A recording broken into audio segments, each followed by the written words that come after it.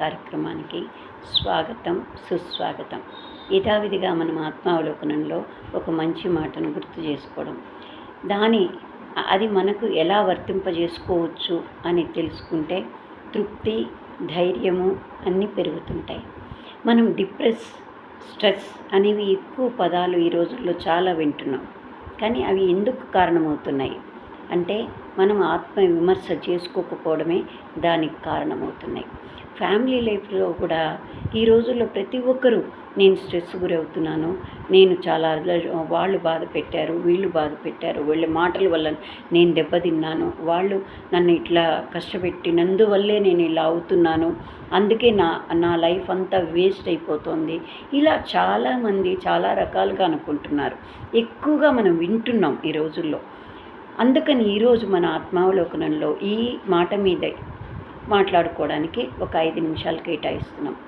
ఏంటంటే అసలు నిన్ను నువ్వు ఎలా ఉండాలి అనుకుంటున్నావు, దేన్ని ఆదర్శంగా తీసుకుంటున్నావు, ఎవరిని రోల్ మోడల్గా ఏదో ఒక దాన్ని నువ్వు యాక్సెప్ట్ చేసినట్లయితే అది నీకు మార్గదర్శకంగా మారుతుంది.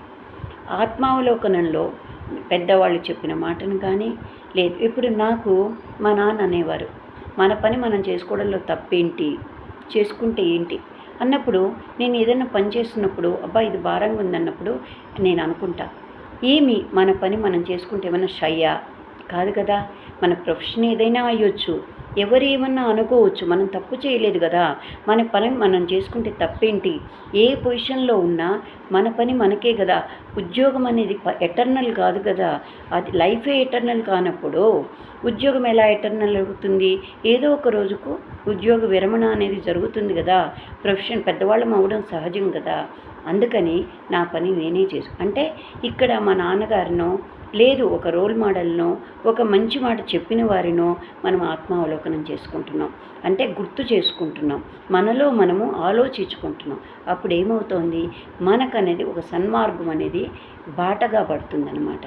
ఆ బాటలో నడిచినట్లయితే అది ఎవరినైనా ఆదర్శంగా తీసుకున్నప్పుడు మనకు నచ్చి మంచి మాట అని ఉన్నప్పుడు ఆత్మావలోకనం చేసుకున్నందువల్ల మనలో ఉన్న ఏ లోపమైతే ఉందో, ఏ చిన్ని కాజ్ అయితే ఉందో దాన్ని నివారించుకొని మళ్ళా విల్ పవర్ని పెంచుకొని మనం ఉత్తేజంగా రేపటికి మనం ప్రయాణం సాగించవచ్చు.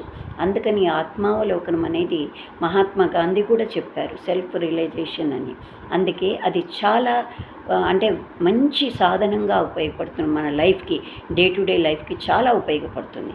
కాబట్టి మనం ఇప్పుడు ఒక ప్రొఫెషన్ ఉంది, నేను ఒక అడ్వకేట్లో ముందు రోజుల్లో మాకు ఒక సార్ చెప్పారు, నేను ఎప్పుడు రిపీట్ చేసుకుంటున్నాను, అది మీతో షేర్ చేసుకుంటున్నా.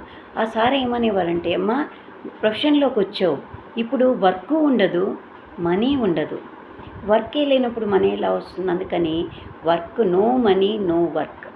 నెక్స్ట్ స్టేజ్ ఏమవుతుంది అంటే వర్క్ ఉంటుంది, హెవీ వర్క్ ఉంటుంది, మనీ ఉండదు, కానీ నువ్వు స్టబర్న్గా నిలబడు,